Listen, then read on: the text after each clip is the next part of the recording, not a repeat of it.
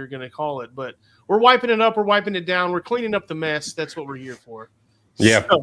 So we're going to come back every week after we do an interview, and we're going to just like do a little rundown on our interview, talk about what we learned, what we were surprised about, then our normal like interviewers or whatever.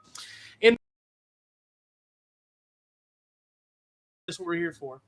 So it should be fun. That is the wipe down. Yep, awesome. We also have like a little topic we want to talk about. For a long time actually ago, and Neil was resisting to talk about it, but me and Johnny Five were like, we gotta talk about that. And that topic is about being a sponsored pilot, how to get sponsorship, and kind of share about a little bit about our experience. Also, we kind of have a surprise. We don't know for you guys. We don't know how exactly it's gonna play out, but I am gonna show you our official email right here.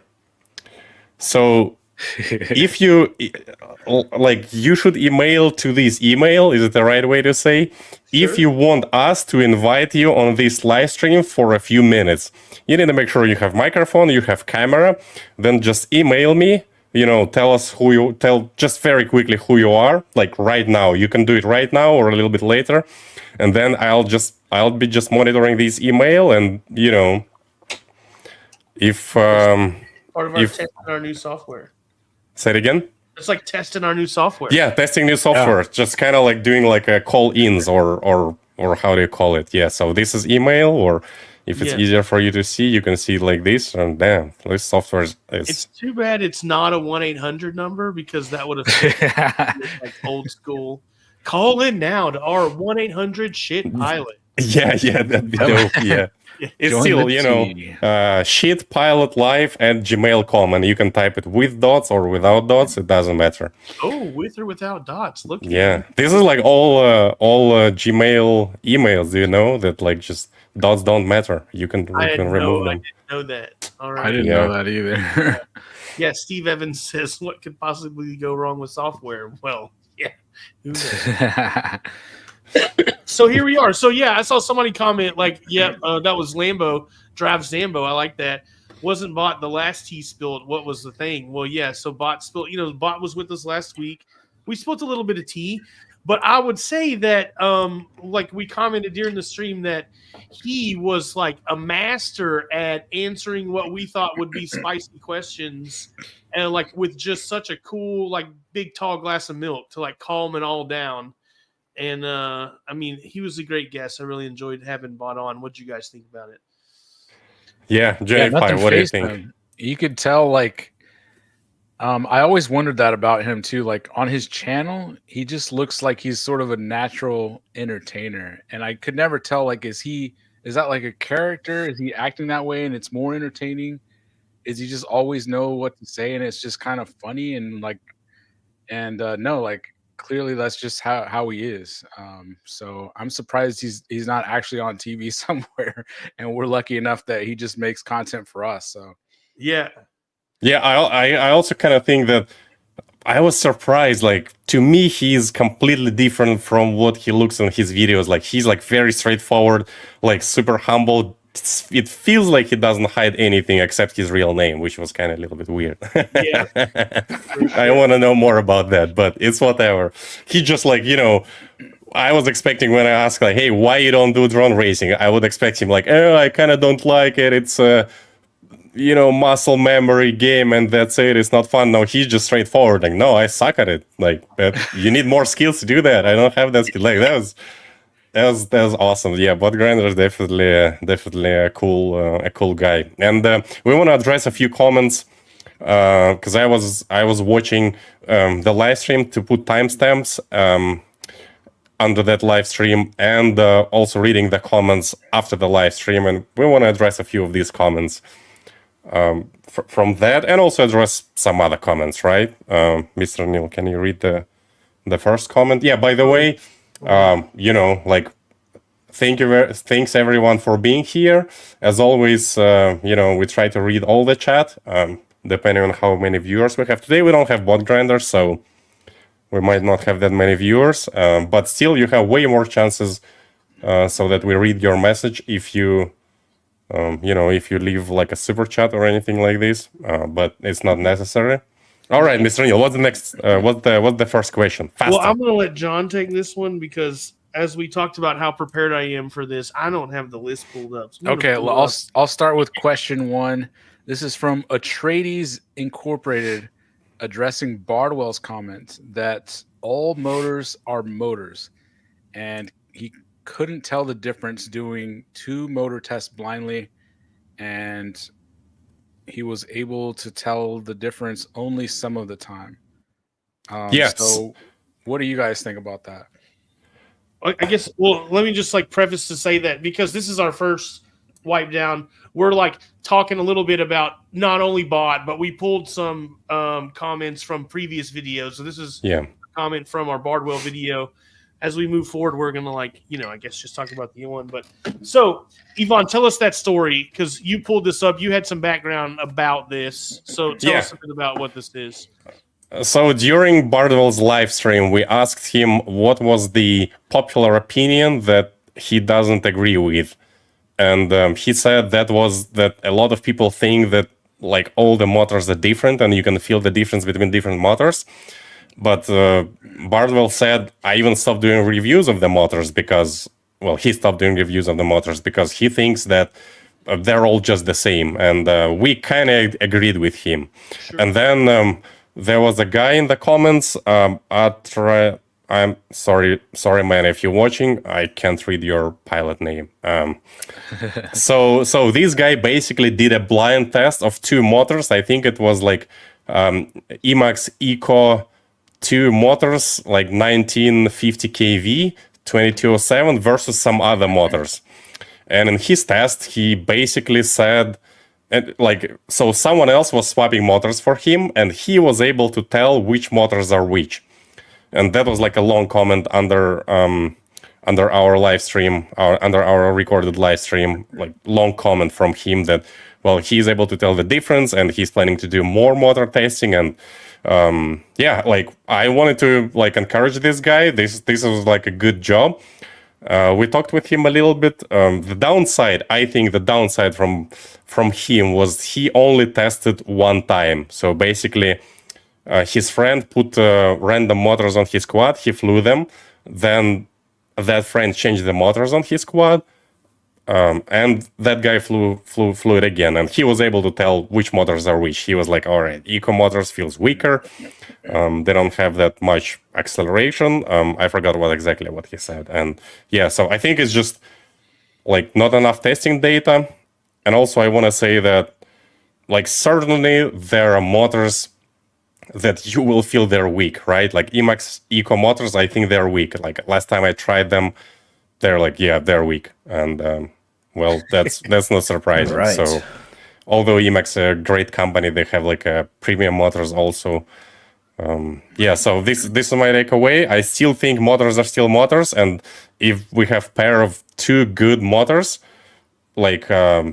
racing T motors versus 533 racing motors, I don't think I'd be able to tell the difference. So right. I mean, what do you think, Neil? We're watching those guys. I would think maybe that you could likely really tell the difference between vast differences in KV. Really just gonna play some Rocket League and just listen. Something that very much changes the output of the motor based on what you're getting. So if you had but I mean a big difference, like a 1600 kV motor on 6S and a 2200 kV motor on 6S, you would likely be able to feel that quite easily. But I think a lot of people are talking about tests between what's a 2306 or versus a 2207? I don't know what they're talking about. I had to go put the kids to bed some years ago. I haven't. Which of those stators is better? I have no idea what they're talking about right now. I'm no scientist, but the market has dictated that the 2207 is the winner because that's really all we have anymore. But I would say that most people are going to really struggle to tell the difference in minute differences in the motor, especially in the air. You really, if you're going to do some real science, needs to be done on the bench with much more controlled conditions than just flying it. 99.9% of people aren't going to know any difference. Is difficult to do in the air because there's just so many variables. So big differences in KV, I think people can feel it. But small differences in stator size or similar size motor from one company to As long another, as there's, very small difference. As to long as tell they're them the similar. hair. Someone in the chat asking, I forgot what company. Someone in the chat asking who is making 533 motors. Support Deluxe.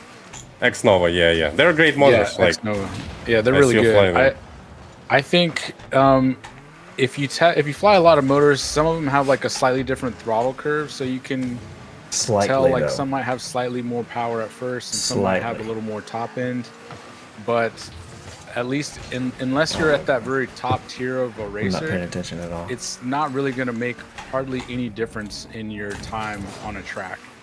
And for freestyling, for me anyway, it didn't really make any difference on whether I could complete a certain trick or whether or not I had a GoPro on or not. And so to me, what I eventually started figuring out was it's more important having spares and spare bells for a motor than like which one feels like 2% better. Yeah. Because like if you have 4 awesome motors, but you're always scared of breaking one because then your quad's going to be down, versus if you can afford 10 of like whatever kind of motor, always go with the 10. Yeah. I'd say to add on to that, it's very convenient if you use a motor that a lot of people around you use, or any equipment. But like, it's very nice if you're at a big event and you break a motor and say you use a 533 motor, like you could have 20 people raise their hand and say, hey, I got another motor. Yep, I have 2 points. But like if you're running some odd size or KV, like that's cool. You got a cool setup, but it's just going to be difficult. You're going to have to be supplying your own spares. You should have your own spares anyways, but it's always nice when you can like call out for something and a bunch of people could raise their hand to help you out if you're using common equipment. I see a comment from Steve Evans. Look at this fancy highlight that Limon did. So yeah, I think Steve Evans. Sorry, Neil, interrupt you. I think Steve Evans is one of the main Betaflight developers, unless it's like the same name. But it also the photo looks like him. So, Mr. Steve Evans, if it's you, cheers. If it's not you, still cheers. Yeah, cool name.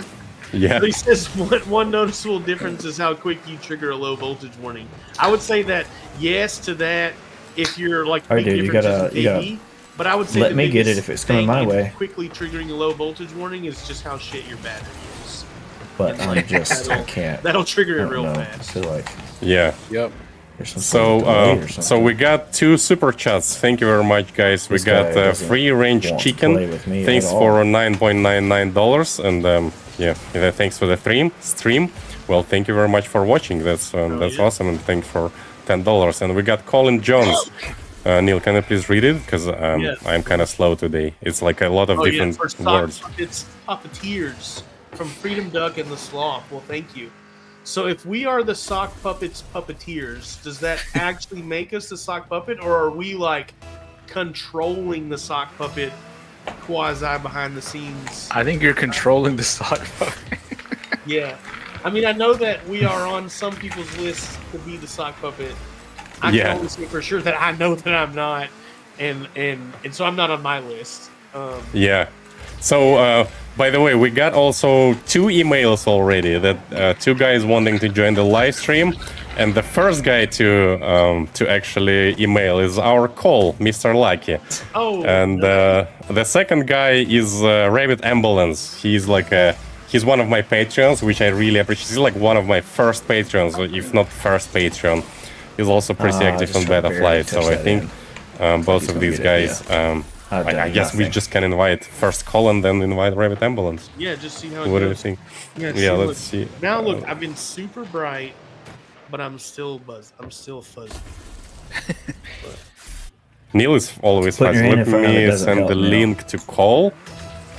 Let's see what else we're looking at in the chat while we get it together. Rogor says efficiency, sound, and reliability all matter. I mean, I agree with that. Sound means so much to me. Like, I really like to be able to hear my quad and it sound right. And I think that's why I'm such a prop snob, because like there is a particular sound to your props when they're correct, and it just does not sound like that if they're not new and fresh. And he says, I don't want. I don't like. It's funny you say that, because I was like thinking sound doesn't matter to me, but I'm known for like flying really nasty props, so that's probably why. Johnny 5 props. Yes. Johnny 5 never replaces the props unless it's like, all right, I burned the motor. It's probably time to replace the prop. Yeah, just because he put new motors on his quad, bad that's when he gets challenge. new props. Terrible challenge. That's Yeah. an unchangeable item. And Steve Evans, by the way, says that's him. So yeah, thank you very much for joining, Mr. Steve. Yeah, like one of the the brain of Betaflight, he's the guy doing all the hardware, like very low level stuff that nobody understands except him. Well, that's important. But if something weirdly happening on your quad, he is also the one to blame. So let's see. Mr. Cole, I send you a link on your email. So what you need to do is you need to like click that link and then add your camera, microphone. You know, just double check everything is working, and then we can pull you in. But please don't, no dick pics. Yeah, I guess we are kind of like, it's not only like random call in, you got to be scared about what the caller can say, but we're also bringing them on video. So, like, yeah. Oh, my no God. weirdos. So when they come so on, bad. do we ask them a question or do they ask us a question? Oh, let's just see what happens. Let's just see what happens. So that's gonna be fun. But have a question ready, and also have an answer ready, even though we don't know what they're. Yeah. You just got to have an answer ready to fire. Yeah, so let's move on to the next question. So Double A, in one of the comments, I think it was under Bot Grinder video. Double A, by the way, is also the guy who is always in the like a long time supporter, always in the chat. Not like I don't see him today, unfortunately. But yeah, he says that he thought there are way more racers out there than freestylers. Like Johnny 5. What do you think about that? I don't know what to do. I wish that was true, but I think that that's probably very false. If I had to guess, there's probably 10 or maybe 20 times more freestylers than racers. Exactly. Oh yeah, easily, if not more. Yeah, I've never been able to put a number on it like that. I don't know that I would have thought 20, but I don't think you're wrong for that.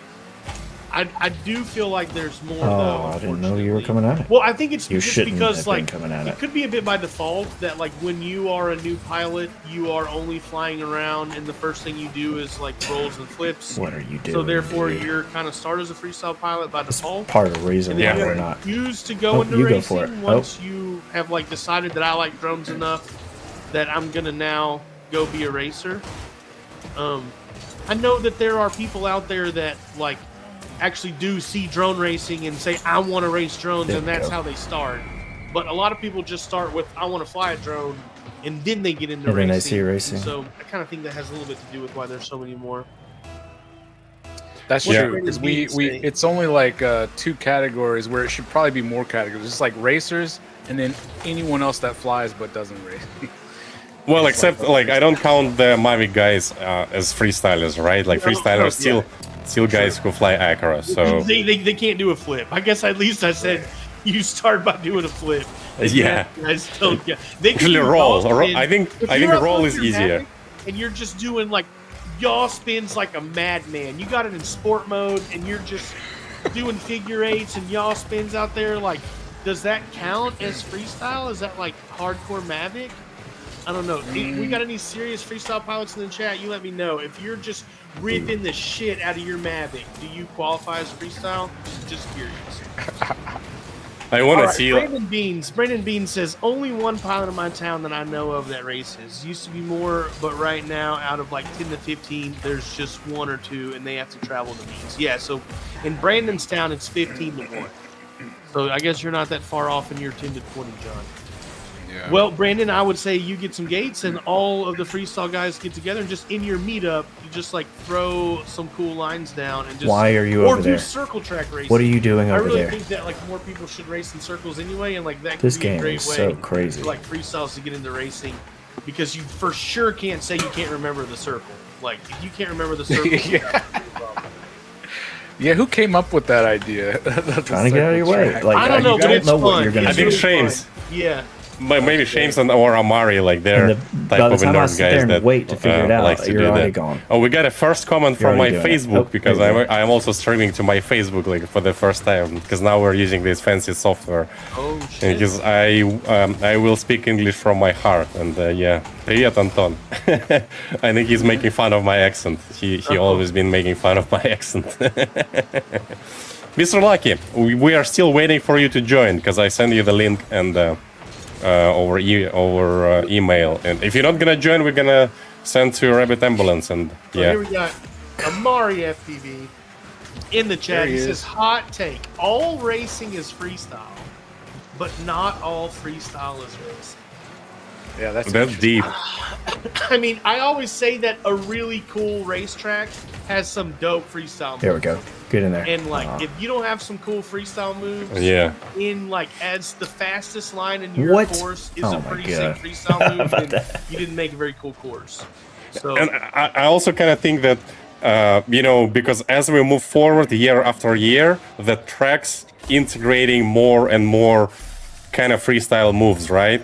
We used to do just like a split S slalom, split S slalom through the gate, and now we're doing like a weird course cruise. Like I'm waiting for someone to do also like a inverted spin. How do they call them? Like somehow integrate that on the track, but just year after year, it becomes more and more complicated. So as freestyle evolves, then also drone racing maneuvers also evolve. So I agree with Amari. I think that's true. Yeah, all racing is freestyle, but not all freestyle is. I mean, the second half, I'm behind for sure. Not all freestyle is racing, but like, can OBS stream? I'll go as far as to say that I think that what I said, I'm not saying again, but that you should have some cool freestyle moves in a racetrack. Facebook, it's free. I remember probably, I think it was maybe 2017-ish or so, at Andy's place. Matt had those gates that he made, and so we made like an extra big track that day. Yeah. And that time period, we would have probably 3 to 5 freestyle people just show up, and they wouldn't always come back, but like it was to where people knew where we were and they would come just to try it out. Which I think everyone should at least try it out. And that day, y'all built like some really cool freestyle things, like some I can't look at it right now kind of thing that if you were skilled enough as a freestyler, you could do like a backwards power loop. And I couldn't do it. But like I remember Joe Mama was like starting out at that time, and he wasn't that fast on a racetrack yet, but he could do that move like every time. And I think that encouraged him to know like, okay, my skills do translate. And like I think that was maybe one of the things that sold him to become more of a racer that day. And so Johnny 5 has, ever since you guys have been building those freestyle elements, like the worst internet. More and more people every time. Yeah.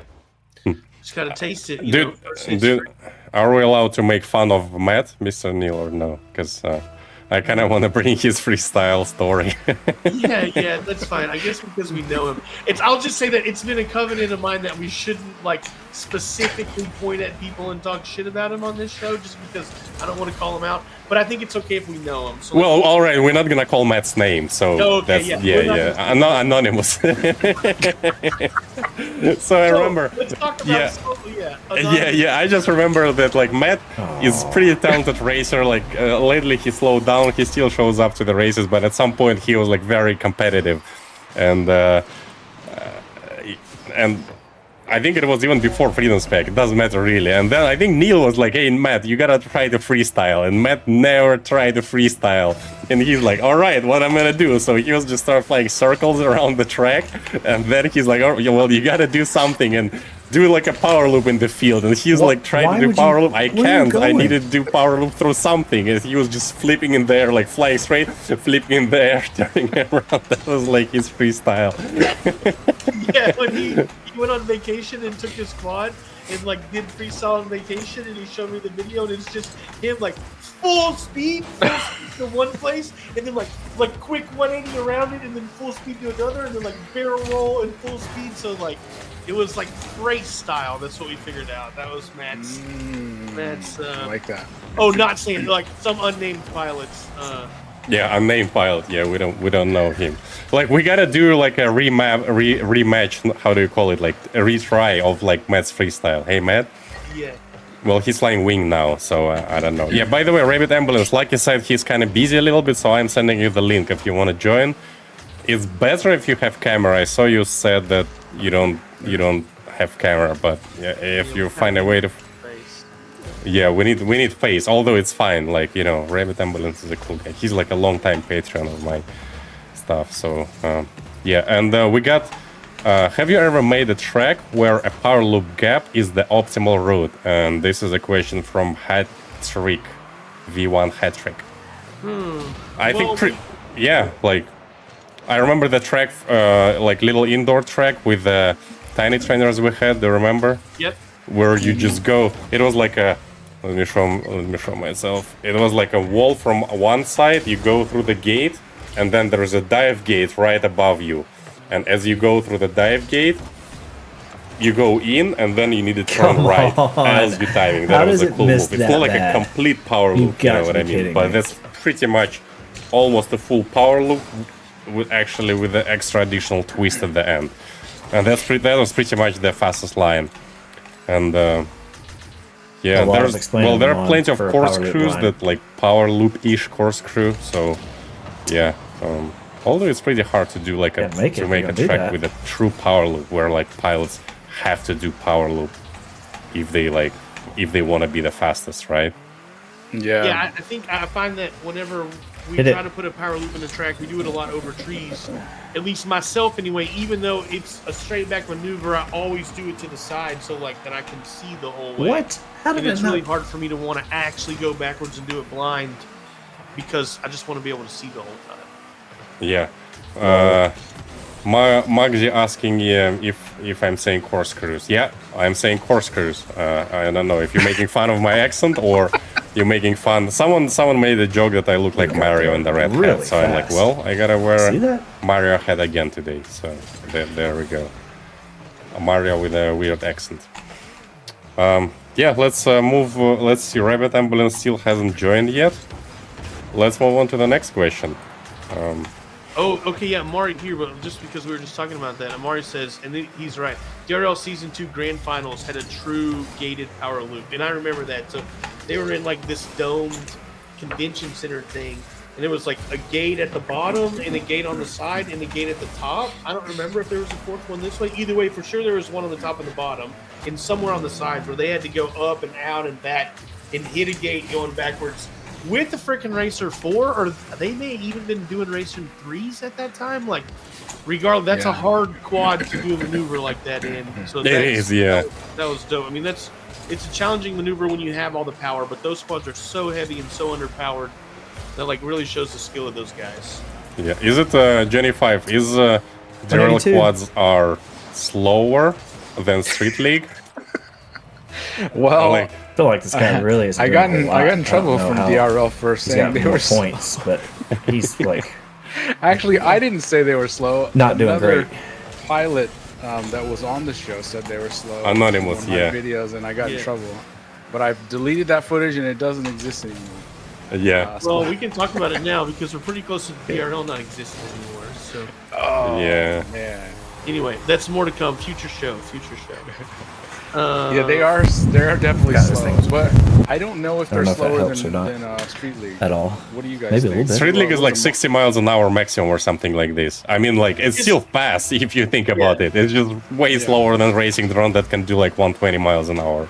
Right. It's probably pretty close to Street League. I know that it was the goal of Street League to be pretty close to anyway to DRL quad. So it's pretty close. But there's very slow. They're very slow. Rabbit Ambulance says he's trying to join our live stream. Let's see. That's all right. Well, as he's still trying, we can move on to our next. The next quick question. So at some point, it was like a few months ago, like 3 months ago or something, we did Interwell, and there was a discussion about a new Orca stack.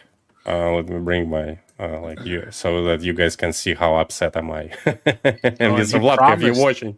Yeah, they said that the new Orca stack that has a nice integration with HD0 are coming before Champs. And Champs was finished 2 months ago.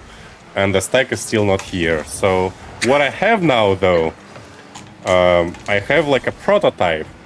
And I have a prototype. This is HD prototype of their stack, and I also have analog prototype for their stack. And you can see ESC kind of have like a small fats, which some people, although it's conformal coated, I really like it.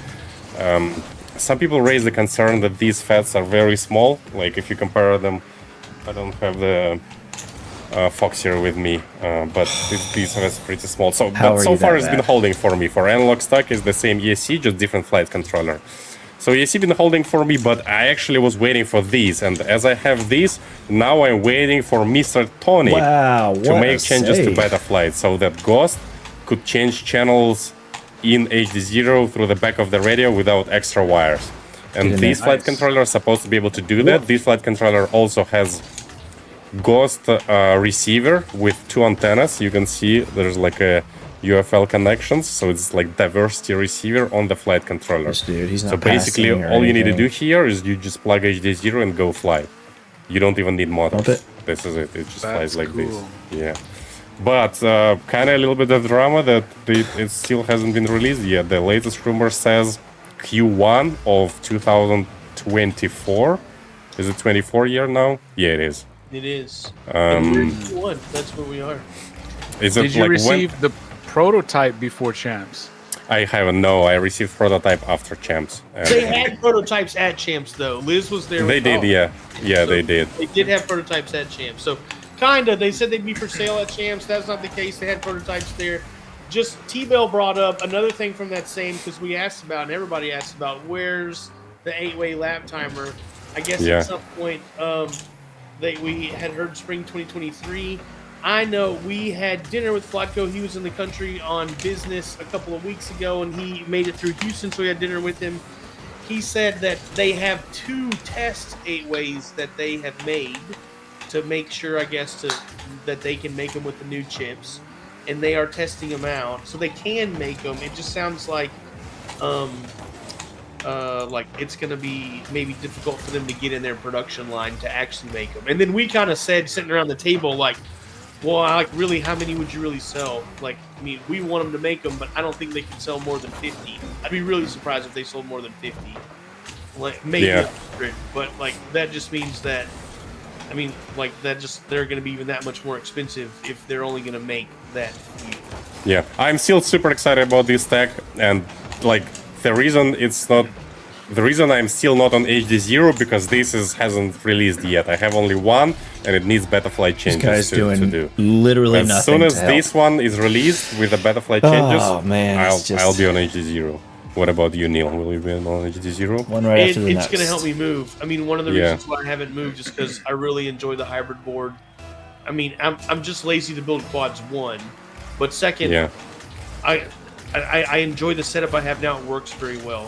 Third, Carl hadn't sent me my goggles yet, so Yeah. I don't want to get a Come live on, stream out Carl. of the way that Yeah, Carl. I'm still waiting on Carl to send me my goggles. Send everybody else free goggles. Send I Neil don't some know, goggles. Yeah, it'll help me move for sure.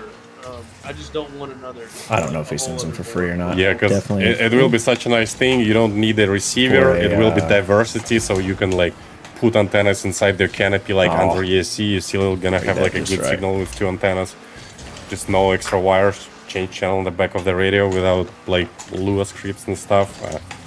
I'm looking forward for that. Although I don't think that's actually one of our next questions, like about Express LRS and Free Sky. Although I don't think you can beat Express LRS now. Like a lot of people are there already, and probably they're not gonna switch back. What do you think, Johnny 5? Johnny 5 is Express LRS expert here. I would, if they can make this flight controller and it doesn't cost like $1 million, I'll probably go back to Ghost for racing anyway. There It's it just is. like you said, it's just nice to have everything in one piece. You get the diversity. Agreed. I do like Express LRS for like everything else that's not racing, but on my racing Why, builds, though? Why I not just use hate Ghost? having to fit the receiver somewhere. I mean, there's in the no build. I'm perceivable spoiled by the difference hybrid between the board, two. like Neil was saying. And if Ghost is just And easier, why now not that just I had use to it? build a I don't few understand that. HD0 builds, like I never know where to put it, and it's just awkward. So, come on, Tony, I'll Yeah. buy them. Yeah. So Rabbit Ambulance looks like he's still trying to join. Like, well, keep trying. Amari, do you want to join our live stream for a quick thing? Like, Yeah, that'd be I don't great. know, talk about DRL a little bit or anything, you know, just tell us why camera position matters. I don't know. You didn't even need to email in. Yeah, I'll send Amari a link. Let's see. Can you move on to the next question, please? While Yeah. I'm sending Amari a link. Okay, this was a comment from the Bot Grinder video from Ugly Baby Gaming. I think it was talking about racing. So it says the gates randomly placed in the field make no sense. What direction to fly in? Cones or colored flags are needed to direct the track when it's not obvious. Pilots and spectators that haven't been given a talk or walkthrough of where the track goes will have no idea. Well, sure. Nothing. No pilot races on the track. Was that without a ever going to walkthrough. do? I mean, that's just like a standard thing in the race. I think dots are. I mean, if you want my real opinion on dots, they're kind of a waste of time. Like, they look cool, but nobody ever uses them after, like, the first flight. So I guess maybe they need to be there to help people learn the track. But if you can see dots, like, you're not on the fast line anymore because the dots are maybe, like, in the middle, and that just ain't where the fast line is. So I understand dots are a waste of time. Why people want dots, but as somebody that has had to put out and then pick up dots, like, it's a real pain in the ass to pick up dots, at least on a local race. Like, now at this point, if anybody wants to put out dots, they're welcome to put them out, but they got to stay till the end and pick them up. Yeah, you pick them up. Exactly. Yeah, although I gotta say that dots looks cool for GoPro. You know, if like we do a chasing sometimes on the racing track, and then dot looks cool. Then you kind of look like you're flying a track, especially if it's in the trees. Whereas without dots, it looks like you just doing random stuff, right? Without dots. So yeah. I mean, maybe it is. It's good. Yeah, but I'm here with you. Like, if you see dots, then you're on the wrong line. What? That's totally true. You know, although you can lay dots on the perfect line or close to the perfect line, but still, if you see them, you're not looking at the tree. You need to turn around, or you're like not looking at the, you know, you're not looking at the gate. You're looking at the dots. Like, that's not how racing works. Yeah, we got Amari. You can ask about dots. What? Yeah. Look at that. There he is. Yeah, there's no warning. There's no nothing. Just in here. Bam! You're on. You're on. No 3, 2, 1. Just. So hey, what do you think about dots on the track? I think they're cool. I think they look great in DVR. I think that's the coolest thing that they offer. I think you get a much better sense of speed than just the green ocean you're flying over. If you see 1,000 little dots going by really quickly, it definitely does helps make you with the look like you're DVR. going fast. That's for sure. Yeah. It is a pain in the butt at the end of the day when everyone's tired to go bend over and pick them up, though. Yes. Hey, that's why drone racing is a sport. Like, Try to hit it off the backboard. That dude wasn't gonna touch it. He didn't even get close to it. all right, so we covered the dots. It was just funny. So I picked up this comment. The guy was, it was the ugly baby gaming guy. He kind of sounded frustrating, you know, about that, like why we're not using dots, and like it's hard for spectators to see what's happening, and like, well, if you have dots, it's not easier for spectators to see what's happening. Like, it doesn't help. So especially in open class. Yeah, and like, well, if you have a simple track, maybe that is like you have like a beam, like a beam track, and then you lay down dots. You have them with like LEDs, and then of course, but then like drone racers don't like that, right?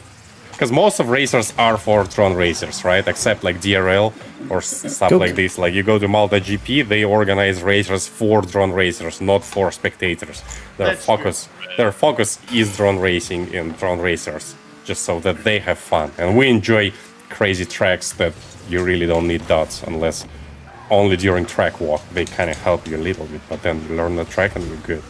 Right back towards the goal. Well, let's talk about, we're going to skip down a bit. You've been wanting to talk about this for a long time, and while we have Amari here, I think that it would be that he has something to add for it. So let's talk about FPV sponsorship. Like, what does it look like? What does it really mean? Like, you see people get very fired up to announce that they are a sponsored pilot, that they have a sponsor. I get it. There was a time a long time ago when I was like so fired up when I got my first sponsorship. Shout out to Callus Machine Works for being like my first title sponsor, and that's a very exciting thing. But also, what does it really mean? I don't know. I think that there's a lot to be said there. Who you sponsored with, Mr. Amari? You want my opinion on it? So, I think there's this like there's this initial honeymoon phase of every sponsorship, right? It's the best product in the world. It's the best motor you've ever flown. It's the best battery you've ever flown. Nothing's ever been wrong with it. And I always think it's funny because some people aren't this way and some people are. Some people lose legitimacy kind of in my eyes when they start chilling that hard for something. I mean, there's obviously a relationship that happens there, and I'll give you an example. I'm a ride or die ghost person. There's never a situation where I would ever even think about trying X Plus RLS. It just Same. I love it. Just works. Like I love that you can take any ghost module out of any radio in the world and bind it with any ghost product that has ever been released, Atto, Duo, all the way to hybrid board. You can get those two to bind with each other without a laptop. It doesn't matter what version either of them are on, you can figure it out. Like there's a series of button presses, you can make it happen. I don't. What if I joined? To the field to fly every They single don't care. They don't care if I join. So, as I just said, shilling aside, But you are Ghost sponsored, right? Yeah. You're Ghost. no, 100%. Yeah. No, I'm Orca, Ghost. Yeah, that started way back. Paul says the RRS. Yeah. No, it's a whole thing. It is easier to shill for a product that's good, right? No, and that's 100% true. Like Right. anyone who is getting into the hobby, I honestly cannot give them a recommendation to Express LRS.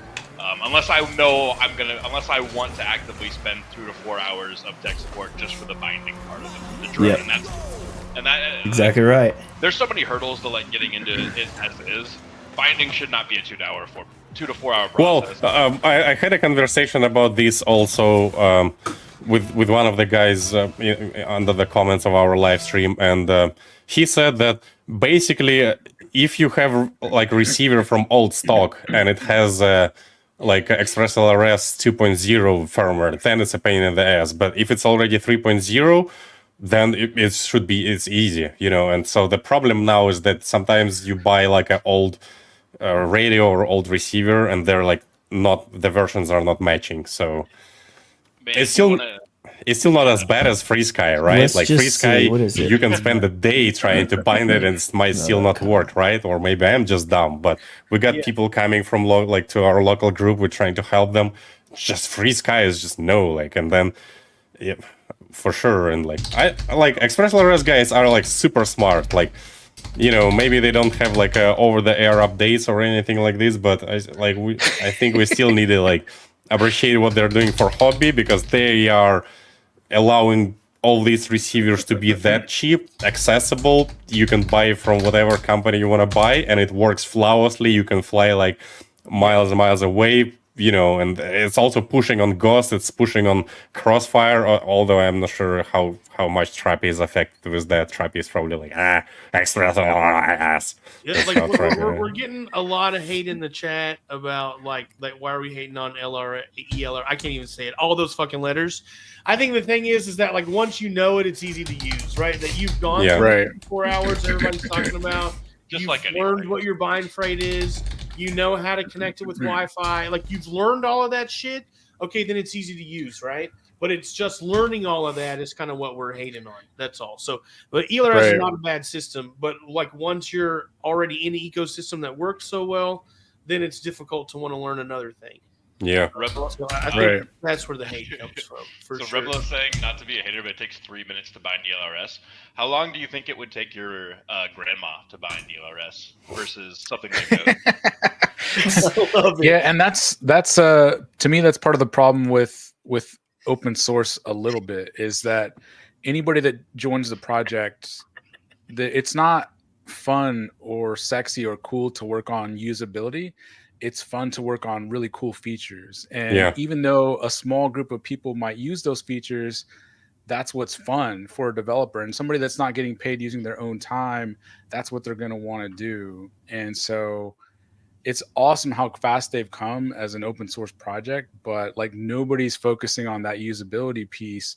And that's sort of the advantage of the closed source systems like Ghost or Crossfire, is they can focus 100% of their efforts on maybe we don't need new features every 60 days. Maybe we just need it to be easy, and you pay a little bit more. But I used to love when Crossfire or Ghost were the two top recommendations because you could tell someone to go buy it.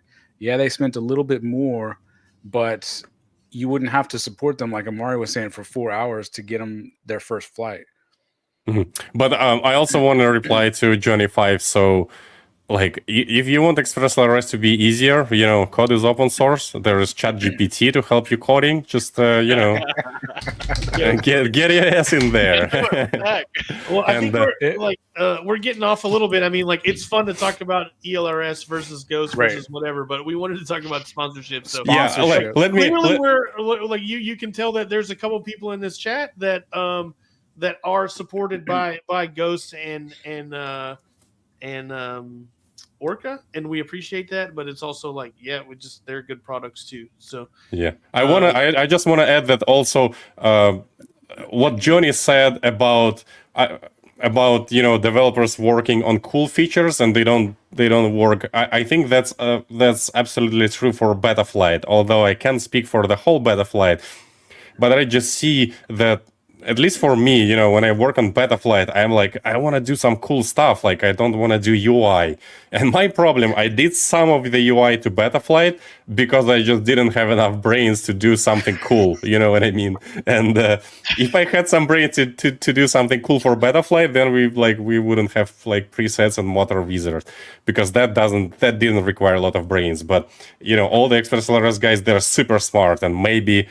Like, obviously, we gotta invite XpressLRS guys, to one of our live streams and just talk to them. But we're not hating. Like, XpressLRS is like one of the greatest things that happened to FPV. I think one of the maybe not the best thing that happens to FPV, right? But it's one of the greatest thing, and we see the trend. Like, all the pilots moving to XpressLRS freestyle racing, it's happening. So we can't argue with that. So we're definitely the minority for sure. So back to the sponsored topic, like we were talking about before we got stuck on that tangent. But a lot of people, I see it about every 2 or 3 months. Somebody comes in and says like, "Oh man, I just learned how to fly. I want to be a sponsored pilot. I want to get." And I think in their mind, they think sponsorship means everything is paid for. Yeah, because everything maybe in free. Some other That's exactly what they think. Like motorsports or just regular sports. If you're sponsored by a big company, they cover everything for you, but that's not really the case in FPV, right? It's usually maybe some free stuff or maybe a discount. Right. Yeah. Let's go ahead. So Amari, like most sponsored pilots, what do you think they're from there? So I definitely think so. I've had a number of different ones over the years, and it really varies from company to company.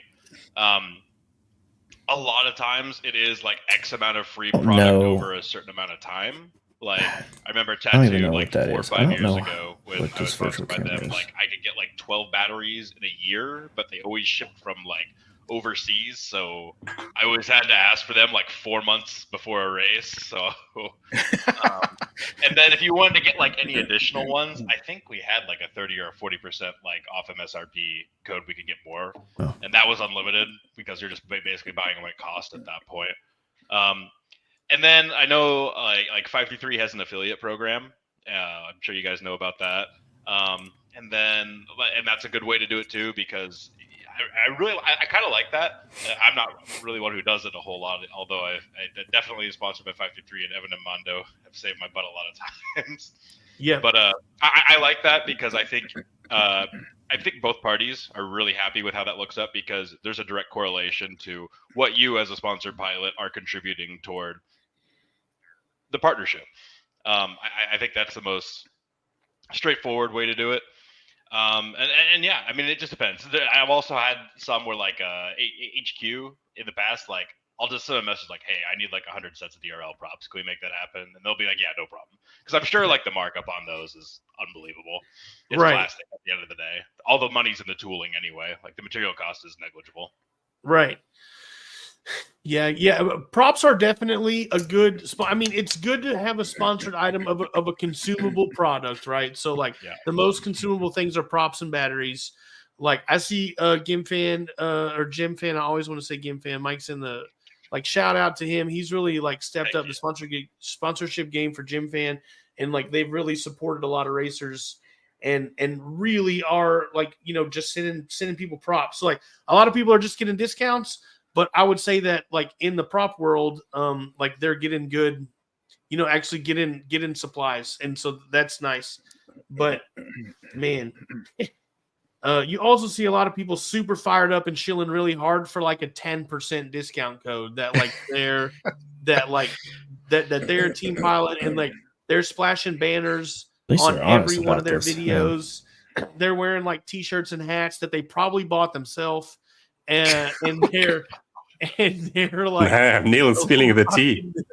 Getting this 10% discount code, also they can say that they're a sponsored pilot. Like, it's really cool when you're talking to people outside of FPV and they're like, "Oh, you're into drones." Like, "Oh yeah, I'm sponsored. Like, my sponsor this or my sponsor that." Like, I get free really makes like seems cool to tell people like, outside of drones that you're sponsored. But like past that, I don't really know much that you're getting out of it. Like, right. That's I would say probably when I first started racing, like you and Yvonne were like the first sponsored pilots I knew, and you were winning between the two of you most of the races that we would have in town. And I remember like when I first learned Yvonne got sponsored probably by a couple companies, and I don't know if he wants to mention who they are, but I was like, oh man, that's so cool, because I didn't really know what that meant. I was like, oh man, now you get all this stuff.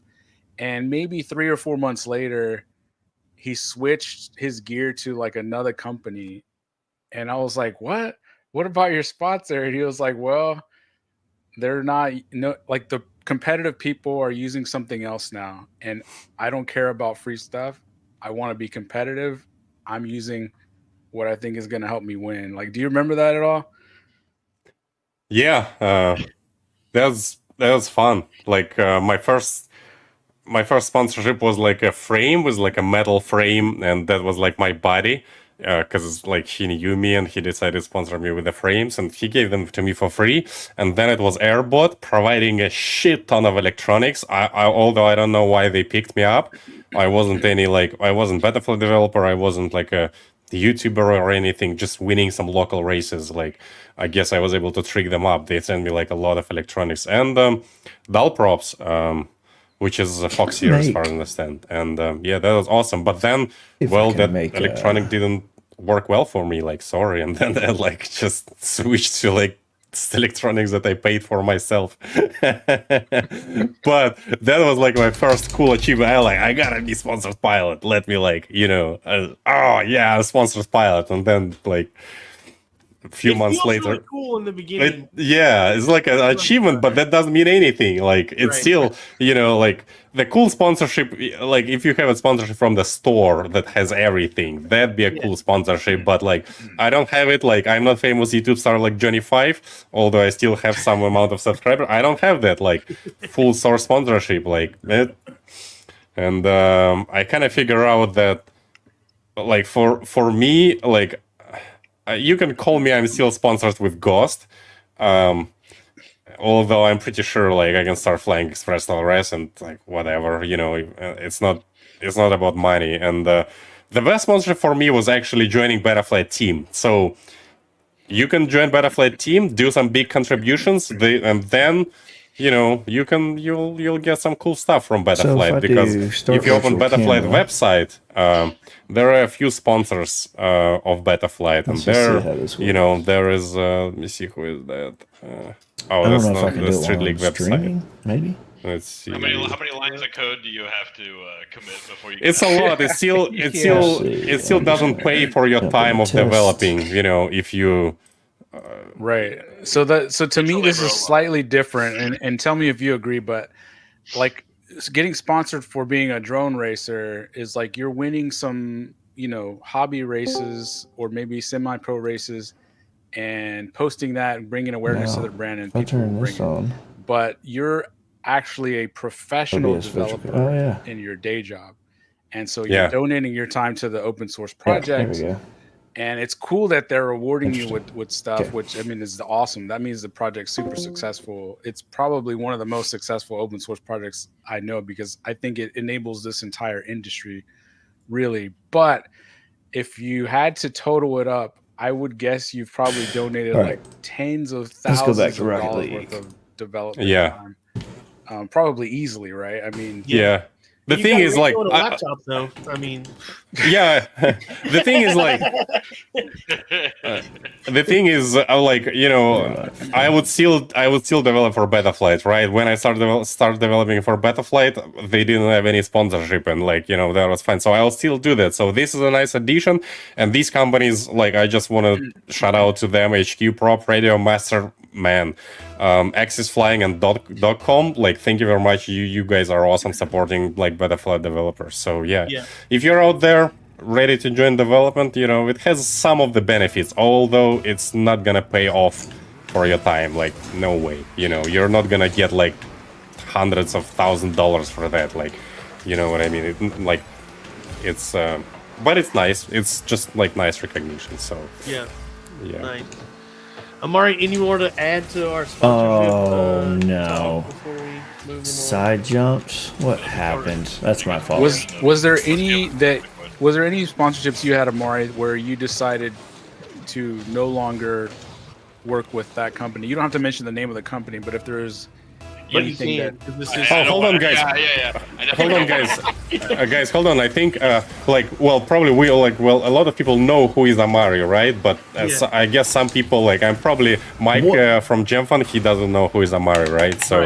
So we gotta introduce. So Amari is like a professional drone racer. He is a DRL pilot, although DRL is kind of slowed down, so not sure what's happening there. But he's a DRL pilot, very talented racer, and he's also career now is in drones also. Yeah, and someone said that it looks like somebody stole your furniture. That's also because you just moved, right? Yeah. New apartment. Still got the U-Haul boxes and everything. You gotta have at least one drone on the wall there. Like, come on. They're all like, I got one. The rest are in the car still. I still haven't taken them out of the car from the one day we went to Sparks. Like, they're in the back of my car still. I still haven't had a chance to pull them out. Come on, bump it up. I've gotten really lazy. Mine almost live in the car now. I'm glad I live in like a safe neighborhood that I can do that. Right. So like, don't ever break in my car. Okay. We got GemFund Mike joining, and but we need to see you, Mike. Mr. Mike, we gotta see you. Like, you can click settings and then add your camera. So he probably can still hear us, but we don't hear you yet. We need your camera. So yeah, work on that harder, Mike. All right, well, this call-in shit is working. Like, that's pretty awesome. Yeah, this software, I'm very, like, it's so much relaxing. And yeah, I want to thanks to my Patreons that, you know, donate a little bit, like $1-2 every month, and that allows me to purchase this software finally, so that we don't struggle with the internet issues and this, you know, we can add people. And so my Patreons, thank you very much, and all the super chats, thank you very much too. Yeah, absolutely. Appreciate the support, guys. It's helping us do this new cool stuff. So let's bring somebody else to the stage who probably has a little bit to say about sponsorship too. Mr. I think Mike, I see him is driving. Like, Oh God. Oh man, like on a motorcycle too? What He's the riding a fuck? motorcycle. Like, we don't want you to drive while you're talking with the, like, that's not safe, that's Mr. hilarious. Mike. Like, if you can stop. He can't talk. Oh my God, you can't hear anything he's saying. All right, so your audio is. You know, I think that's also a problem. He actually has his phone. Your audio is. We can't hear you. Hello? That's dedication. Yeah. Yeah, it is. Yeah. So we like your audio is pretty, like, we want to have mercy for our viewers' ears. Yeah. So. Yeah. Wait. Yeah. So this is Mike, and he is a GemFund Proper International Director or Director, how do they call it? Hey, don't scream! Don't scream till you fix your audio, because that's like you're hurting my ears. Give me a jump. That's in.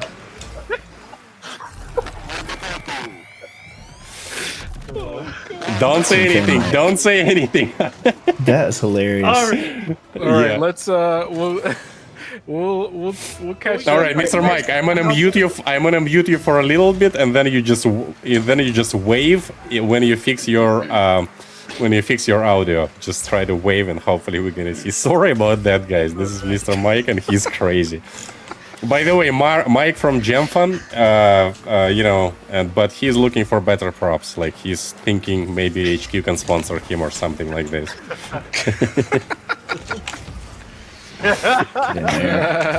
Hey, no middle fingers. This is PG-13. Let's see. Let's. There it is. Bring his audio back. All right. Okay, guys. Okay, can you hear me now? Yeah, we're good. Yes. You're good. Nice. So, what's up, guys? Nice to talk with you. Man, we're just here. We're just here laughing bringing at in Mike. some cool people to our stream. Look how this like is him. working. This is So wild. yeah, so how do you That's awesome. pick? Like obviously, GemFun sponsors a bunch of pilots, right? How do you Yeah. pick? How do you pick who to sponsor? Because obviously, not all of these pilots are fast as Minchin, right? Like how do? Exactly. So there are many different ways to consider sponsoring a pilot. So what I do in this case, that I'm in charge of sponsorship. So I choose. When I go to events and I Yeah, see had you pilots been that are over really there pushing instead their of right way behind me, progressive why were you right throughout behind me? getting better. I'd like to place a bet with the sponsorship. So I'd like to, because everybody Oh, wants to that was sponsor it, the too. Minchins, So close. the Evan Turners. Everybody wants to sponsor them, of course. But you also have to place a bet on the guys that are starting and maybe the next Minchin, or maybe beneficial to the community in some way. Like again, like Limon, you're sponsored by HQ, but you're not the fastest pilot, right? They just Yeah. decided to trust you in a different way. Maybe they expect some publicity from you because you have a big following, because whatever reason. So in this case, for me, it's more of I trust what that pilot can be, and if I can help in a way to I don't know, support his career in some way, I would do that. Yeah, and do you guys sponsor any freestyle pilots? Yeah, a lot. So how do you pick freestyle pilots? Freestyle pilots depend. So I choose pilots that I teach tricks and really consistent flights that are impressive. Usually I tend to offer the sponsorship when I'm there, because I can see them doing the things that they post in real life, on videos. And also people that are really, I don't know, good to the community, in my opinion. Like I can say Larsko FPV was the first pilot that I sponsored, and he's not the best freestyle pilot, but he was the guy that before I worked at GemFun, he was on a community chat helping me throughout hours to bind my quad and get me up in the air when it was really late for him. These kind of things really, like, that speaks very highly of a pilot, and that's the kind of people that I want on the GemFun team. So again, it's about like talent and skills, and also like being good to the community. We got a question to you from JP. 3D Air Gun Works. What is the difference in between marketing and trade for free props and actual skill-based sponsorship? Like, would you take a pilot with incredible skill, but that just doesn't have any representation on social media? Well, I sponsor pilots like that, like Levy from Woodstopia. It's just insulting Levy like this. He's really good. Yo, you're good, bro. But your Levi. social media game is weak. No, he doesn't even have one. Yeah, I mean, But- like anybody that would choose to sponsor me would have to make that Oh, decision, what a right? bump. Because I don't post Bumped me anymore. right there, didn't But he? like, Exactly. but I think that I'm valuable in person, in where it counts, right? There's people Yes. that can market in person, people that market a lot online. I don't think it requires social media. But like, what if Neil is crazy skilled pilot, but he doesn't go to say it again? Go ahead. Sorry. Yeah, like Neil is a shit pilot, but what if Yeah. it's not? But imagine he also doesn't have any Did it? followings and he doesn't go to Follow up? events. Like, what would you? Oh, okay. Then how you base his skill set if he's not competing He's a and he's not DVR going through it? warrior. Yeah, DVR warrior. Like he has, you know, he has. What am I gonna do? No, all right, guys. So, but all right. So, But you can't be a DVR warrior if you're not posting it. Like you're I'm just, right like, on it. amazing DVR. He just comes right there. Have a following them. Yeah. You Right. gotta be posting. All right. Well, hey, that's good. Okay, and then last question from the chat for you, Mike, and then we'll let you go. What's in the backpack? What's in my backpack? Actually, there is nothing on this backpack, but I use it because my wife cannot hold on to anything when she's riding with me because this is a sports bike. So she's leaning on me the whole ride. So this is for her to grab. Okay, nice. So that's just a wife holder. I like it. All right. Yeah. That's a weird way to phrase it, but yeah. That's what I heard. Just I like it. All right. Yeah. Well, there we have. So yeah, all right, Mr. Mike. Yeah, we're not gonna hold you anymore. Just drive safe, please. We need you, you know, live and in one piece. Yeah. Thank you very much for joining. Thank you, guys. Later. Removed. Well, we just removed the Gem Fund proper international director. All right, now we need HQ, but he's got to be on a motorcycle also. Yeah, exactly. Yeah. By the way, guys, how do you feel? Well, Johnny Five, I know he cannot go to Night Spot yet, but Mr. Neil, are you feel guilty you're not going to Night Spot and instead you're sitting here tonight? Oh, they had because Night Spot is happening right now. Yeah, I mean, I guess only because like it's Thursday, so we're a little off kilter. I mean, had we not been here, I probably would have gone tonight though. Like, yeah, kind of miss. It's been raining here a lot, so we've been kind of like cooped up, and I hadn't seen Sam in a few weeks, and like that always makes me sad. So. Yeah, Mr. Sam, you also gotta come to Sparks RC if you're watching, and Joe Mama, I think I saw Joe Mama in the chat. Yeah, we're sorry we're not there, and I feel a little bit sick. That's why I might be also a little bit slow today. I'm always slow, but today I'm extra slow. So yeah, and then we gotta get yeah, nice. Well, there we have it. Yeah. All right. What's the next question? So we talked about sponsorship, right? So how do you like, Mr. Neil? We got another comment that Yank and Bank sounds like Grover's OnlyFans page. Oh well. What's your my most get in there? Popular, oh come on. Yeah. I know where else to place it.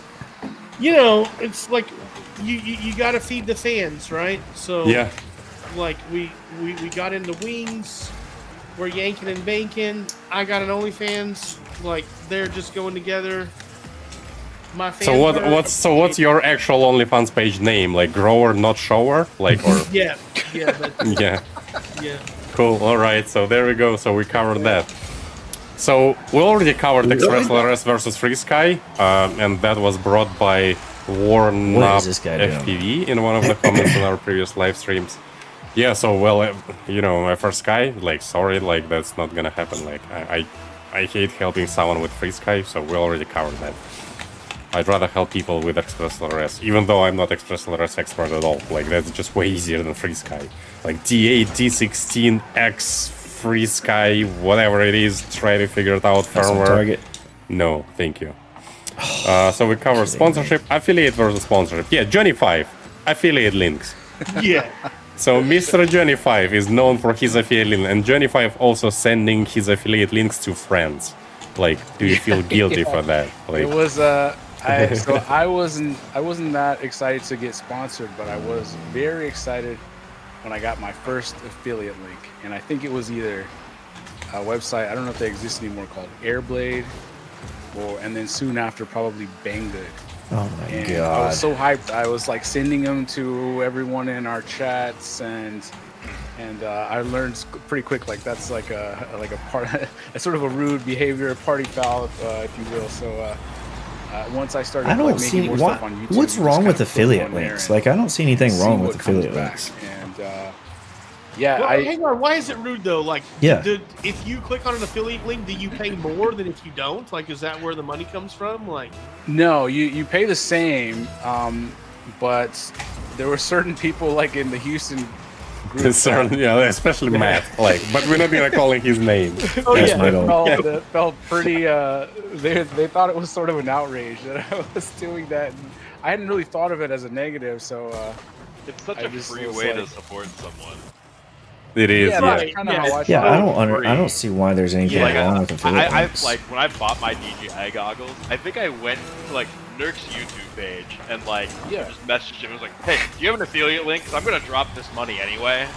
Someone might as well in the community might as well be getting a kickback from it." Or actually, it might have been Sean Ames actually. But yeah, one of the two.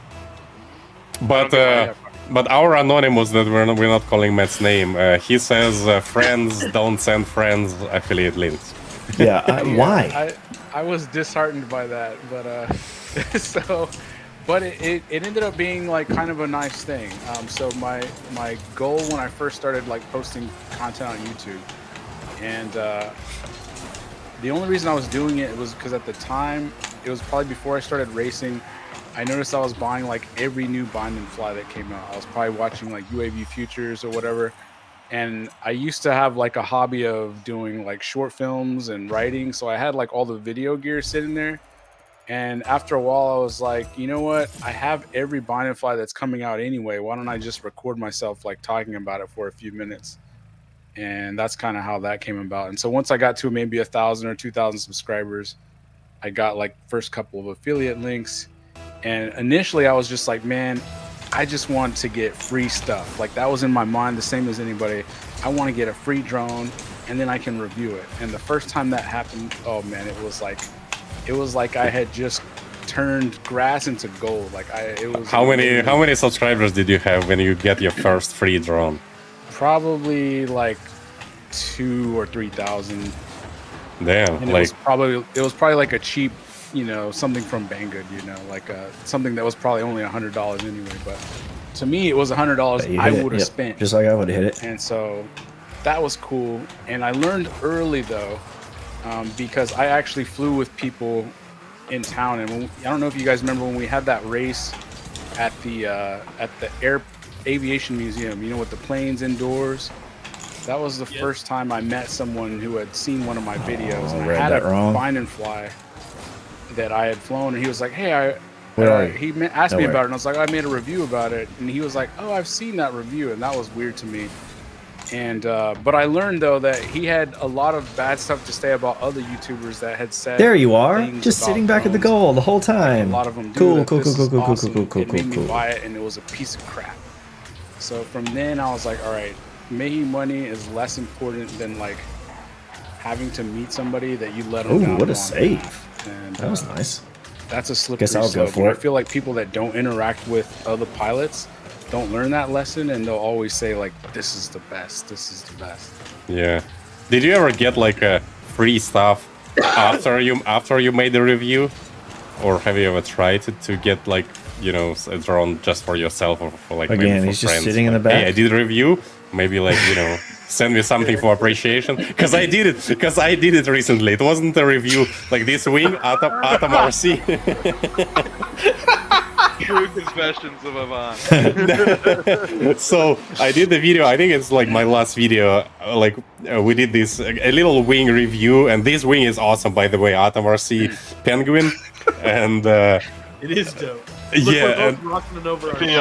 So I bought this, right? I bought this wing, and Neil bought that wing, and then because I saw in the comments people buying this wing because they're like, "Oh, damn, this is dope," and then some of the local guys also buying, like even like from Temple, I think like 2 guys from Temple or one from like just guys start buying these after they watch me flying it and after they watch the video. And then I reached to like Atom RC. I think they're the same company as Sky Zones, I think. I'm not sure. Oh, okay. But, so I reached to them, hey, like, can you send me like maybe 1 or 2 of these wings? Because, I want to give it to my friends too to fly or something. I made a video, people buying, and they're like, yeah, sure, thank you very much. We're going to send you like 2 motor mounts for this wing. Like, I haven't done that. That's a good idea though. Yeah. Usually what I'll do is if I finish a review I don't want to play with this guy anymore. And it does okay, he's horrendous. I'll ask the company, do you have another one coming out? If so, send it to me. Or if they sent me like their mini drone, send me the next size. And sometimes they will, sometimes they won't. And then that way you just have like a steady stream of stuff going. But then after a while, like it sort of wears off, and you realize anytime somebody sends you something, that's 3 to 10 hours of work. And if it's not something I wasn't going to fly anyway, then that's 3 to 10 hours off of my FPV time of my own. And so then you start learning to say no. If I wasn't actually going to buy it anyway, no, because this is not worth it. Dubiki says, handsome Amari. Hey, so, Dubiki, do you think you would beat Amari in the fist fight? I didn't make the tier list. I wasn't top 16 at JM. Yeah, you see, but like, you know, like... It's funny to go back and look, though. If you, like, look at his video on the scale, there's a scary inverse correlation to... Where are you? How, like, much that Dubiki could cave your face in and how fast you are. It's an inverse relationship. So, you need to get absolute both by Dubiki and you'll go win champs. Hey, I have another funny story since we are spilling the tea about sponsorship. So back in the days, like I think it was like 3 years ago, I'm not gonna, should I call the company name? Well, this company kind of doesn't exist anymore. That was I still have the T-shirt. The Flight Club, yeah. Oh, so well, I guess they're kind of back, but yeah, all right. So we're not gonna call their name. So, but that was like now it's a different company, and but at that day, so I was like, I guess they also didn't really know me, but I was already kind of sponsored a little bit here and there, and then I reached to like, hey, like, do you want to sponsor me with the frames or something? And they're like, yeah, hell yeah, let's go. We're happy to have you on board. And then they gave me like a 5% discount, and when I ordered their frames, I even forgot to apply it. Like, just and yeah, so yeah, but well, we still, you know, like I am not like a big YouTuber or anything, and I still just buy most of my stuff, and at Night Spot we break a lot. And yeah, I gotta give shout out to, you know, 533. They give like a little discount here and there that helps a lot. And I also do, you know, like they send me batteries for testing, also with our line and .com. But yeah, 533 also good guys. By the way, little spoiler: next week we are interviewing Mr. Evan and Armando from 533. And if you have any spicy questions, you can actually, the best way to send your spicy questions to 533 guys is this email. Yep. shit.pilot.live@gmail.com. And that's gonna happen, I believe, next Friday. Yep, next Friday. Mark your calendar. We're switch up from the schedule. Evan wasn't available on Thursday, but he's available on Friday. Yeah. So we're gonna have Evan and Mondo, the brains and the beauty behind 533. And you're gonna say Armando. Yeah, Armando. Yeah, that's right. Because not Manda, right? Like. Yeah, no, not that, because that's a bad word. That's a bad word in Russian. I don't know what it means, but anyone can look You don't it up. need to. So. Yeah. But there was a bit of when we had Armando at a race. Yeah. We learned that. And then so Armando figure out that I accidentally calling him that, like it's just, and then he figured I just told him what that means. Kind of laughed about that, and then for the race, it was like a big race at like a long track race, and then they changed my pilot name to like a Little Beach FPV or something. Yeah. Like I was pretty upset with that, because like I'm not calling you that on purpose. Like that's just how my tongue moves. Little bitch FPV says that's how his tongue moves. Yeah, I don't think that's how Armando's tongue moves. Like instead of Limon, he's like accidentally saying Little Bitch FPV. Yeah. Right. Well, it'll be so like we let that slip a little early, but that was a goal to let that out in this show. So yeah, next week, tune in on Friday. We're gonna have Mondo and Evan of 533. It should be good. Then we'll be back here the week after that to do another like wipe down where we talk shit about them while they're not here to defend themselves. Yeah, exactly. Yeah, just that's our favorite talk shit behind the backs. Yeah. Yeah, I like it. No. So we got a couple of questions left, and I think we after that we'll be closing that, right? So that was a question from Johnny. Johnny 5 is always, he's Mr. MBA. Look at him. He's always like figuring out some smart marketing questions and like It's even formulated like he's Mr. MBA. Science industry may be shrinking. Bardwell and others covering non-FPV products such as RC cars, radios, etc. That's very Mr. MBA question. So how do you explain that? I started noticing a year or so ago that the affiliate revenues coming in were shrinking drastically, and so I extrapolated.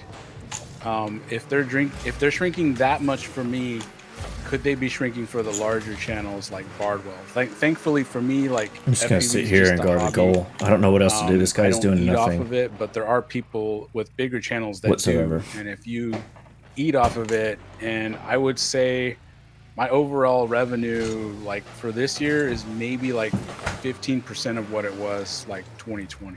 So it shrank a lot. And is your viewership all the same? Like viewership is mostly the same. It's actually probably grown slightly. So viewership has actually gone up in the same period, maybe 10 or 20%. But the overall revenue is going down. It's that Matt put out to your viewers that you send affiliate links to your friends. Yeah. As soon as that happened, it went down into the toilet. Yeah. So I've been experimenting with a few non-FPV things like 3D printers or just random stuff. And then I noticed like a few of the other channels started doing that too. Like Bardwell's been covering RC car stuff lately, RC car radios. Albert Kim has been putting out like endless videos on electric scooters and other, just like, I think people are just trying to figure out like what can I cover that's sort of related to techie stuff. And so is that an actual signal? I haven't confirmed with any of the larger channels if they're experiencing the same downturn or not. So it may just be in my head, but what do you guys think? I think we asked Bardwell, or I saw it in one of his live streams, and he said he doesn't see signs of it shrinking. Yeah. Then it's just me. Hey, you gotta bring up your Mr. MBA skills. So. Yeah. Well, and then I while we have Amari here, we've heard some rumors, because we're gonna ask this probably to the stream next week. Oh well, I don't know that we can go there. We can't go there. Okay. Yeah. All right. Cool. Nice. Al Mag FPV says Albert Kim would review a blender. Like review a blender, like in terms of how it flies. Man, this is amazing, man. It's so fast and like it just screams in the air. I had whole strawberries and now I have a smoothie. Look at that. It's 50,000 kV on this motor. 120 volts AC. Yeah.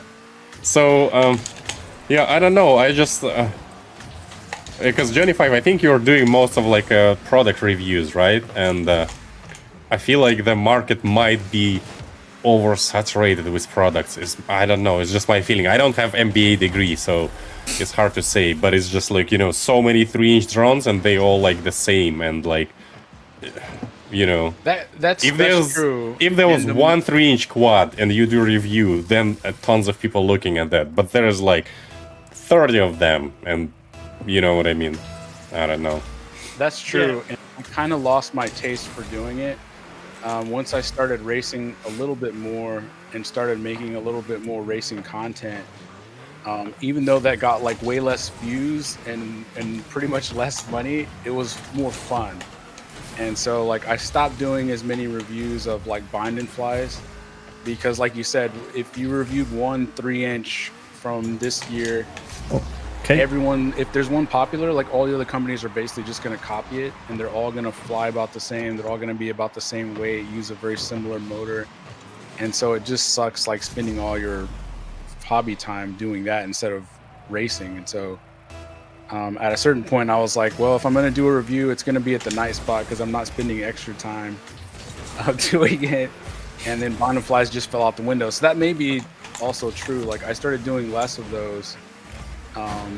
And then the ones that I did do, 20 other people had a review on the same day.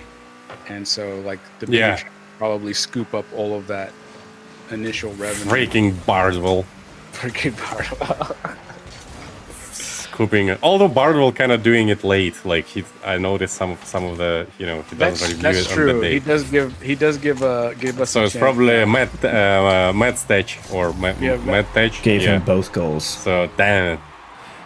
By the way, guys, so the most popular Johnny 5 video is about drone racing, and it has more than 500,000 views.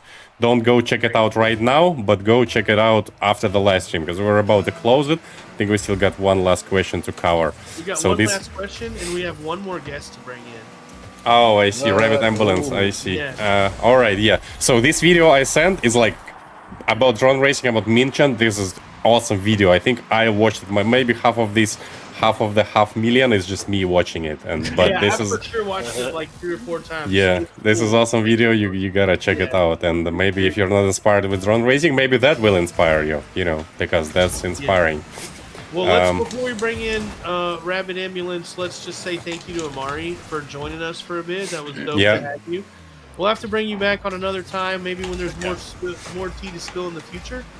But it was great to have you for sure. Yeah, Mr. Amari, thank you very much. No problem. Thanks, guys. Have a good night. Yeah, for sure. Later, man. All right, bringing Mr. Rabbit Ambulance. And I don't even know what's his name. All right, you're live. You're flying Walk Snail?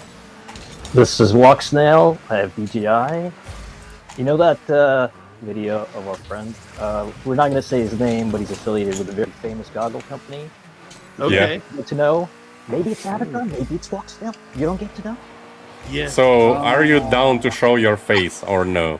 I'm going to remain anonymous for this one. You I like gotta it. monetize this. Yeah, I like it. In, so this is going to be a little bit of a mystery. We'll do a reveal maybe in a couple of shows. So, so how is it possible that you are like moderator and most active user on all the Discords out there, like ExpressLRS, HTX, Betaflight, like everywhere? Like how that is possible? I'm a cyborg. I don't sleep. I see. That makes sense. Moderating Discords on these goggles right now. Yeah, exactly. Yeah, right in the feed. Right in the feed. Direct into my brain. I had a guy in one of these Discords say to me, "You live on this beat." I'm not going to say the B word. So we don't want to get demonetized, but he said, "You live on this beat," and I said, "Yeah, I kind of live on this beat. This is true." What means B? Beach? Yeah, we already. I've already like broke our custom. So we're good. I think YouTube policy, they say like if you just curse all the time, then you can get demonetized. But if you just drop an F-bomb time to time and like they call it no hate speech, which I don't know, bitch is a hate speech or not, then you're good. And also we are not monetizing this live stream unless YouTube decides to accidentally show like, because they do it sometimes. I don't monetize live streams. Is he watching the live stream in his goggles? I bet he is. We're talking about female dogs, and yes, this person said you live on this female dog. Yeah. Yes, I do. You asked me how am I in all these Discords? How am I moderator in these Discords? I have this really bad problem. I get into a hobby, but it's like an on-off switch. I can't do it halfway. I discovered FPV in March of 2020, and I fell into a hole.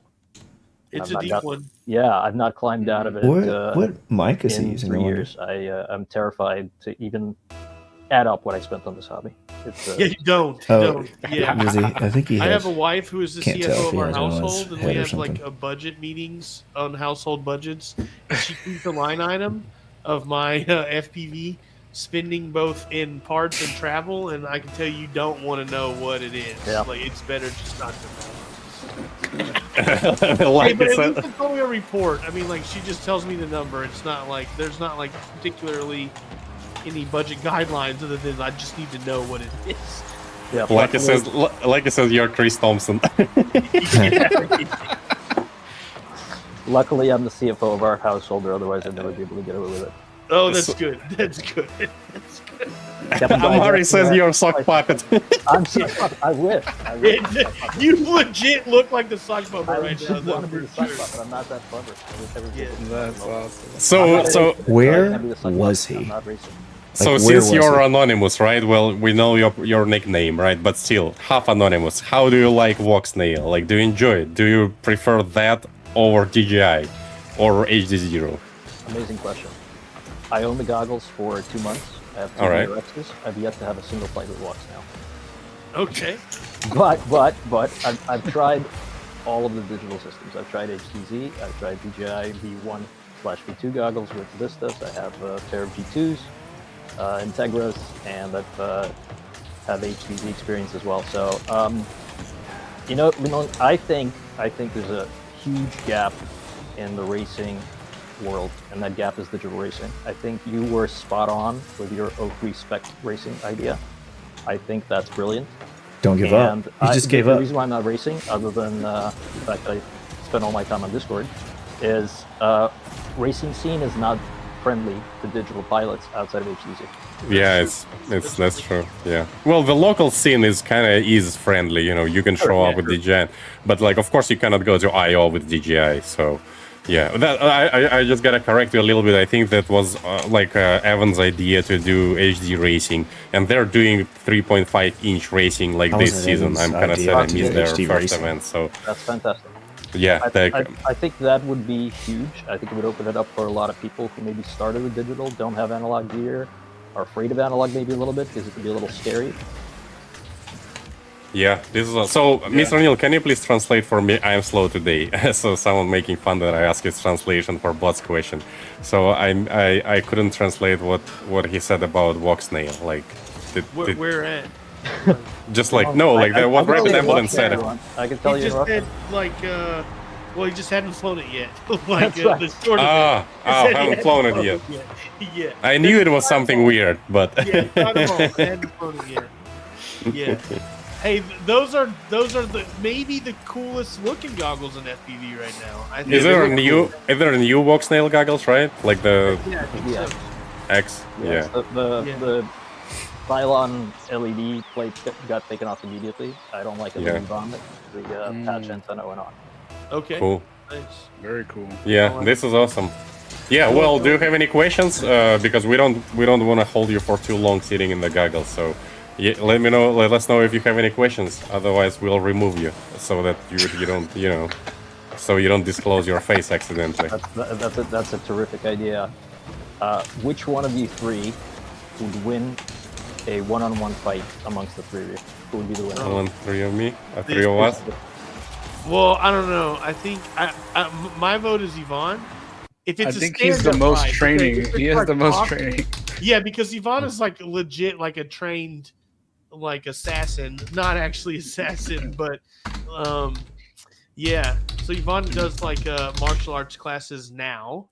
Yeah, I do. Yeah. So I think if it's just stand up.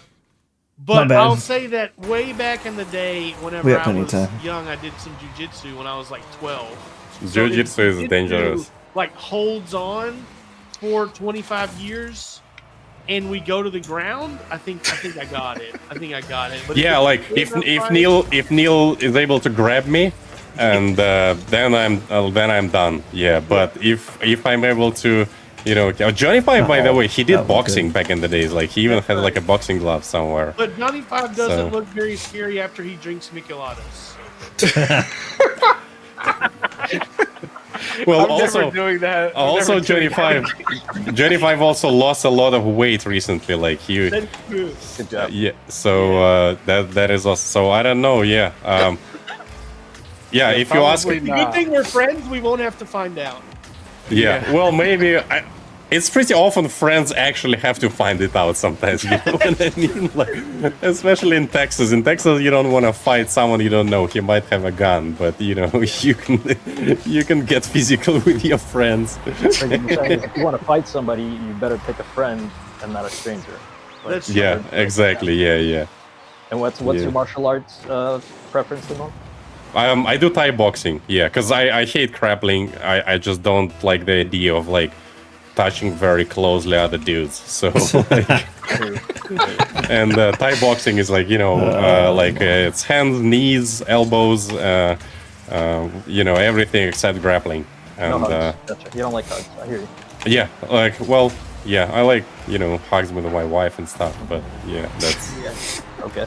And I'm not like a super professional. I'm just doing it for a little bit, and so right, I'm not I'm gonna say I love you guys. If I'm ever in Houston, I'm gonna come find you.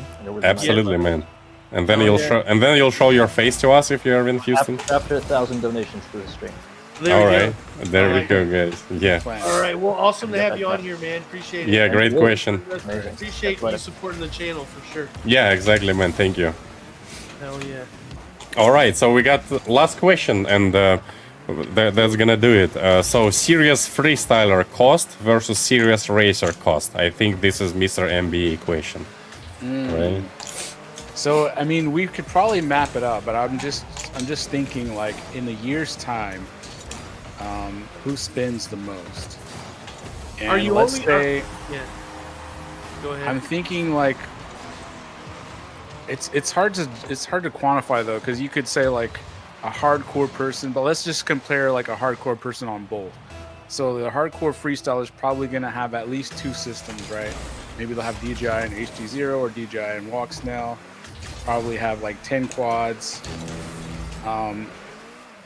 What are some other like big time freestyler stuff that they would have? Like, I don't know. Are we going to also include, like, is it total cost of the sport, or are we just talking about equipment? I'm thinking total cost, because I think you include travel in total cost. Yes. Then yes. for sure, if you are like a racer that goes to all of the, say, national level events in a year, right, versus a freestyle pilot that goes to all the national freestyle events in a year. Like, there are just more events for a racer to go to, right? Because for freestylers, I mean, tell me if I'm wrong, but you just have Rampage and West Coast Throwdown that I know of as like legit. And West Coast, oh yeah, well, West Coast Throwdown is also a racing event, so. Yeah, right. But they have a freestyle event, and I would say that it's a bigger part of their event. There are more people there to do freestyle than there are racers. Sure. Or at least a big chunk of it. Like, there was a lot of people down by the freestyle area when they were having that freestyle competition going on. Yeah, I don't know, chat. What do you think, guys in the chat? Like, yeah. just if there's like a hardcore freestyler in the chat, tell us like what's your like monthly or annual spending on the gear. I feel like I think we should have more GoPros. Yeah, but I think we shouldn't count traveling, because traveling is very personal. There are a bunch of racers that never travel. That's true. Okay, that's true. Well, I mean, kind of, but if you're even a semi-hardcore trespassing racer, fines. Like I'm not a super hardcore racer. I've never been to champs, but I still would normally travel probably 3 times a year for a race, right? Yeah. Like IO, ice race, and maybe I'll go to like Mayhem or something, which is a driving race. But I think for racing, even if you're in like sportsman class, it's very easy to spend like 10K a year or more, I think. I mean, is that too high? No, that's way too high. Like, I'm 10K? No, I mean, like, if we're gonna intrude travel in it, 10K is easy to spend. A year? Yeah. Yeah, totally. If you don't include travel, it's still probably pretty easy to spend. I mean, like, I spend like, I mean, I don't know, $500 a month is $6,000. Like, true. Yeah. So I mean, that's the interesting, like, just to put there. So I don't know, but like, I definitely have seen racers show up with, on average, a serious racer shows up on a weekend with, like, to practice with 3 or 4 quads. I'd say the average, but the outlier of that is like 10. And somebody showed up with 10 quads. You don't actually see many people show up with 10 quads, but it happens, right? Like, right. Oh yeah, for sure. Yeah. So like, so I don't know, but I mean, yeah. It's hard to feel say. like if you asked a freestyler, they would think they spend more, but I think we know that we probably spend more. No, racers definitely spend more. Like, because like when I buy motors, my box goes, like, I see the bottom of my motors box already, but like when I bought motors, I bought like 40 motors. They lasted me for like a little bit less than a year. But we also fly at night spot, right? Like, it's just like we fly at night spot is just normal for me. Every night spot I kill a motor and a battery, at least one, sometimes more, but it's just normal. Like, I break a motor, I pick another quad, and like, I'm not a rich guy, and it hurts, but well, that's the price for the fun, maybe. Right, but I mean, like, I still stand by that. that drones, whether you're freestyling or racing, but I always say it about racing, is like the cheapest motorized sport you can get into. It's the cheapest for thing you can sure. race. Yeah. It costs more to race bicycles than it does to race drones. Like it certainly costs more to race dirt bikes or cars or just any motorized thing that you can race. Like drones are the cheapest thing that you can do in the racing world. I really think so. Mm-hmm. Amari says, and he's very right about this, that a racing pilot who competes at Mayhem beats any freestyler on the planet, hands down. Yeah, Mayhem is a very expensive race to prep for. If you're going to see anybody show up with 10 quads, they're going to show up to Mayhem with 10 quads. And, like, I would imagine that even a really hardcore freestyler that's just bashing the shit out of his stuff, like, is not going to consume 10 quads in a year. Right. But some people build that for that one race. So Yeah. All right. Yasim says his biggest year was only 4K. Yasim, does that include travel? Yeah, because he came to Costa Rica, didn't he? Right. Yeah. I mean, so I don't know if you count that or not. Because Yasim, you also go to like all the events. Right. So like Yasim's is awesome. Probably just he's very awesome. That's probably just an equipment number if I had to guess. Okay. But that makes sense. But also I know that White Goat stays 4 deep to a hotel room. So like that's also a whole different travel budget. and then like there's definitely different ways to travel. So do they do like grappling there in the room or like they do grappling in their room? Since we talked about martial arts. So before we finish, let's do like a little plug because we are having an event here in Houston, and if you guys interested, right, this is a Street League event. You go to races 2020. So this is streetleague.io. I'll drop a link. So this is a spec racing of 7-inch drones, and if you want to see like Neil's ugly face and have fun with us, maybe even a little bit of race. There we go. Battle at the range. This is Lone Star National. Lone Star National. Yeah. Lone Star National March. Right? I'm just not this at is all a Sparks Street RC League fan. This is event. It's Maybe an it's fun. event like regular event. That As drone for all is way drone more racing, you have expensive to buy a ticket here. Of course, you have to buy all your staying and stuff. than regular race drones. Nobody unfortunately paying for our tickets yet to travel to drone racing. That's right. So come have fun with us. Yeah, join us at Sparks RC. It's our new club. It'd be awesome to have everybody there. Come race Street League with us. Yeah, it will be 3 days event. Friday practice, secret practice, Saturday qualifying, and Sunday racing. And as always, it's not only about racing. We're having fun. It's gonna be food. We're gonna be shit talking and having fun. Yep. Overall, and this is just a great place. Pilots. And for those that don't know, this new club that these guys have become a part of, they've been out there chopping down trees with chainsaws and like clearing the land to make a really awesome like drone racing flight spot for everybody to be able to enjoy. So this will be one of the first times that they're inviting people from all over the country or all over the world, if you've got the time to take a flight, to come join them. So come check it out. Yeah. Love to have everybody. But all right, guys, that's gonna do it. Right, that's it. We got 100 viewers. Thank you very much for everyone who stayed until the very end. For sure. Looking forward to see you next Friday. Yep, next Friday we're going to have Evan and Mondo, 533. Come join us. Thanks for joining. Yeah. Closing it up. Neil, do a silly face.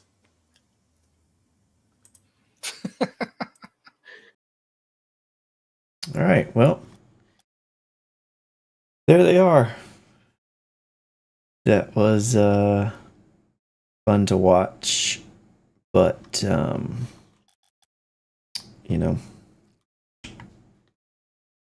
maybe next time they'll jump in.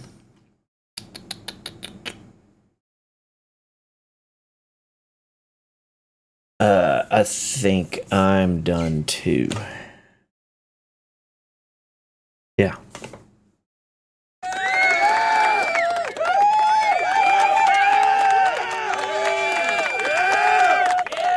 Appreciate it.